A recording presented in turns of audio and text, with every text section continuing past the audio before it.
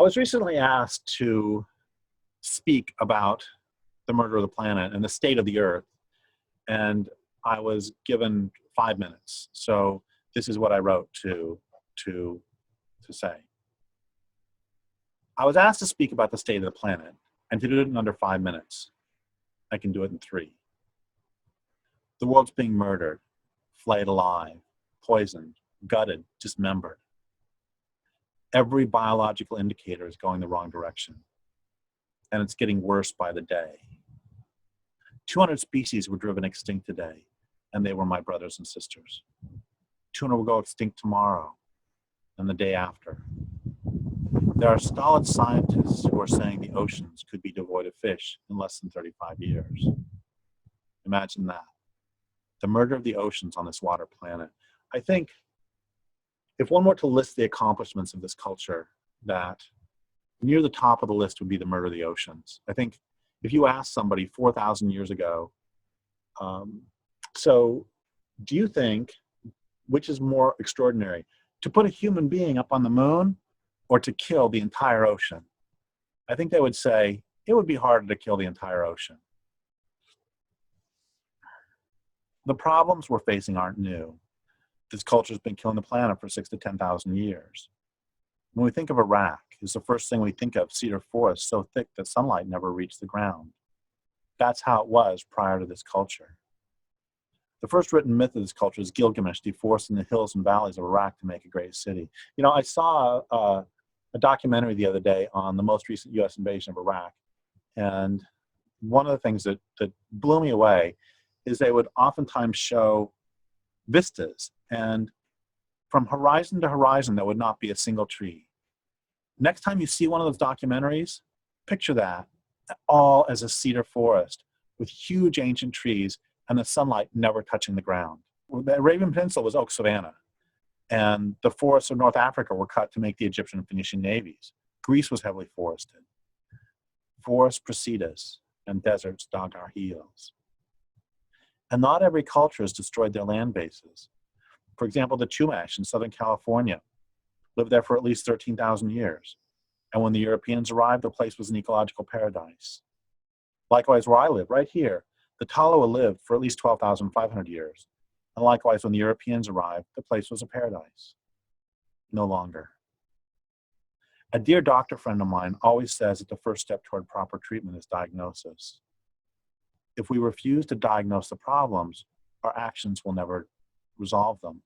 I mean, think about this for your own health, that if you have some ailment and you never even do the most rudimentary diagnosis, how can you act such that you try to treat this illness? And the problems are not soluble by tweaking processes. The problems are inherent in how we perceive the world, how we interact with the world, what we value, and they're functional and inherent to this culture's economy. For example, what is GNP? You know, several years ago, I shared the stage with Ward Churchill, and beforehand we're talking backstage, and I said, I can't believe how stupid the Germans were. I mean, well, it was atrocious. I can't believe how stupid they were to keep such meticulous track of their atrocities. There's these extraordinary records of how many teeth they pulled and how many bales of hair they got. That's just really stupid in terms of eventually getting hanged for your crimes. And he just looked at me and he said, Derrick, what do you think GNP is? GNP is a measure of how quickly this culture is converting the living to the dead. That's what this is the economy turns a living planet into dead products, trees into 2x4s, living rivers into kilowatts, schools of fish into fish sticks. None of this is cognitively challenging. We would all understand this if we weren't from early childhood inculcated into believing that the economy is more important than life. If we weren't taught that what humans create has meaning, and what the world creates does not. That humans have sentience and meaningful lives, and non-humans and natural communities do not. I mean, if we were to ask people to think of the 5 most beautiful pieces of art they've ever seen, or heard, or experienced, chances are good that people would be saying, I don't know, the Mona Lisa, or the Sistine Chapel, or some other thing like that. But why not this? Why not the goldfinch that you might or might not be hearing in the background? both the sound of the goldfinch. Why is that not art? Why is the goldfinch not creating beautiful music?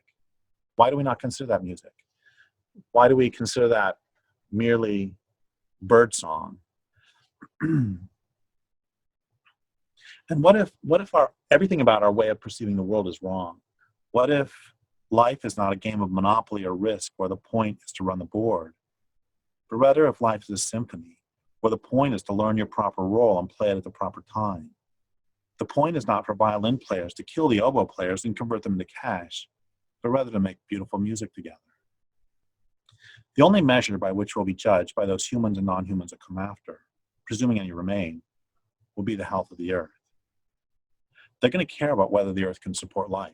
They're not going to care about whether we wrote really big books, and they're not going to care if we made lots of money, and they're not going to care if we were nice people. They're not going to care if we weren't nice people. What they're going to care about is whether they can drink the water and breathe the air. They're going to care about whether the land can actually support life. They're not going to care, as much as I'm enjoying the current run by the Gonzaga Bulldogs basketball team, they're not going to care if they won the NCAA tournament. At this point in the murder of the planet, there is, I think, really only one question worth asking. Is the world a better place because you were born, and because of your life, and because of what you do? That's very possible to do. Think about it. How did the world get to be so glorious and beautiful and fecund in the first place? By everyone living and dying. Salmon make forests better places by living and dying. So do redwood trees and lampreys and banana slugs. That's how life works. So the question that the world needs for us to live is, especially given that this culture is killing the planet, how do we individually and collectively make the world a better place by our lives and deaths, by our actions? The planet, not the culture. And that's as true for any collection of people as it is for us individually. How do we make the real physical, still fecund world that's our only home better for hammerhead sharks, for coho salmon, for giant anteaters, for Mekong catfish, Amani flatwings, Cayman Islands ghost orchids, and orangutans, and a larger community that they all call home?